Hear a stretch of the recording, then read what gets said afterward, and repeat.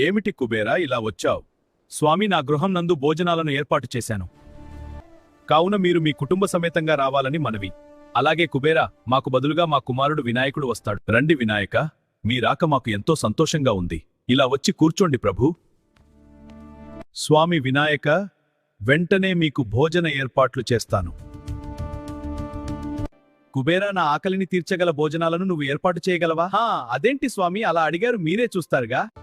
అయితే వెంటనే ఏర్పాటు చేయి, నాకు ఆకలి అవుతోంది. ఆహా, కుబేరా, నాకు ఎంతో రుచికరమైన భోజనం ఏర్పాటు చేశావు.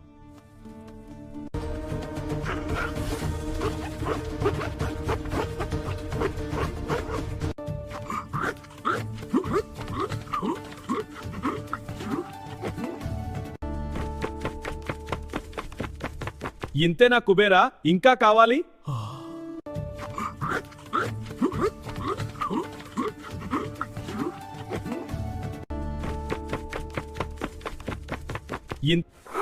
ఏంటి కుబేరా, నీ సంపద ఇంతేనా? నాకింకా భోజనం కావాలి, వెంటనే ఏర్పాటు చేయి.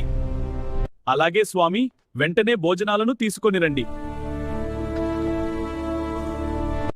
పరమేశ్వర పాహిమం తండ్రి, రక్షించండి మహాప్రభు. ఏమైంది కుబేరా? వినాయకుడి ఆకలి తీర్చలేక నా సంపద అంతా కరిగిపోతోంది. నా తప్పు తెలుసుకున్నాను. ఆయన ఆకలి తీర్చే మార్గాన్ని చెప్పండి. నీ గర్వాన్ని విడిచి భక్తితో వినాయకుడిని వేడుకో కుబేరా.